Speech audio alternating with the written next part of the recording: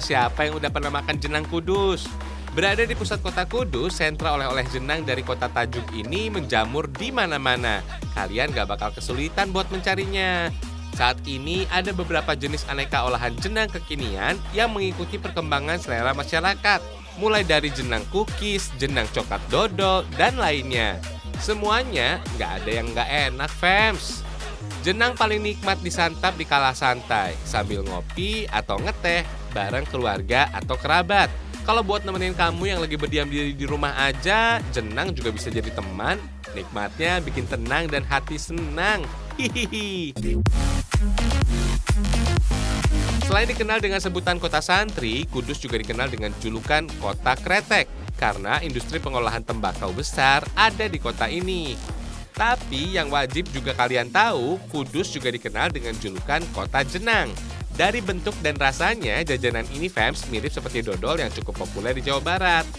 Sebenarnya sih fams, jenang dan dodol nggak jauh beda. Istilah dodol mungkin lebih familiar di tengah masyarakat Nusantara. Sedangkan jenang istilah lokal yang banyak disebut di Jawa Tengah dan Jawa Timur. Jenang dari Kudus umumnya terbuat dari tepung beras ketan, gula merah, gula pasir, dan santan kelapa. Perpaduan semua bahan bisa menciptakan rasa manis, gurih, serta pulen. Empuk dan lembut, fams. Kalau secara tekstur, dodol lebih kering ketimbang jenang yang basah dan agak lentur. Walaupun tergolong jajanan jadul alias tradisional, jenang dari Kudus ternyata sudah mendunia loh. Pasar asing dari negara Asia Timur dan Timur Tengah juga doyan sama jenang. Hihihi, mantap ya. Di sini fams, jenang yang dibuat dijamin fresh. Setiap hari sekitar 2 ton bahan baku diolah jadi aneka ragam varian jenang tradisional maupun kekinian. Sentuhan kayu bakar sebagai sumber api untuk memasak jenang masih tetap dipertahankan, walaupun teknologi sudah mereka pakai. Pemakaian kayu bakar memang tidak tergantikan, fams. Kayu bakar berikan tingkat kematangan jenang yang sempurna, serta hasilkan aroma yang menggugah selera. Kebutuhan teknologi modern ada pada proses pengadukan jenang yang perlu waktu dan tenaga besar. Sekitar 5 jam lamanya, mesin pengaduk jenang ini akan berputar tanpa henti, mulai adonan cair hingga mengental menjadi jenang. Jenang yang udah matang fams nggak bisa langsung dikemas dalam keadaan panas. Jenang harus didiamkan sekitar selama 1 hari 1 malam supaya tahan lama dan rasanya tetap terjaga. Mantap! Dari cerita masyarakat yang berkembang di Kudus, jenang tercipta di masa Syahid Ja'far Shadiq atau yang lebih dikenal dengan nama Kanjeng Sunan Kudus. Sunan Kudus hidup dan menyebarkan agama Islam di kota Tajuk. Nama Kudus pada masa itu di sekitar tahun 1500-an Masehi. Bubur gampang inilah yang akhirnya menjadi cikal bakal jenang Kudus, fams. Kawasan aliran sungai juga dikenal dengan nama Kali Putu. Kali artinya sungai, sedangkan Putu artinya cucu. Hingga saat ini desa Kaliputu menjadi kawasan sentra usaha atau industri pembuatan jenang di kota Kudus, fams.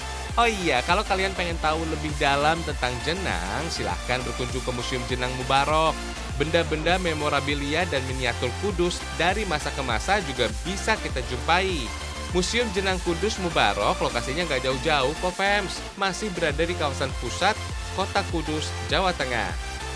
Salah satu kawasan pusat dakwah dan penyebaran agama Islam di Pulau Jawa, Sunan Kudus banyak memberikan pengaruh dalam kehidupan masyarakat Kudus, fams.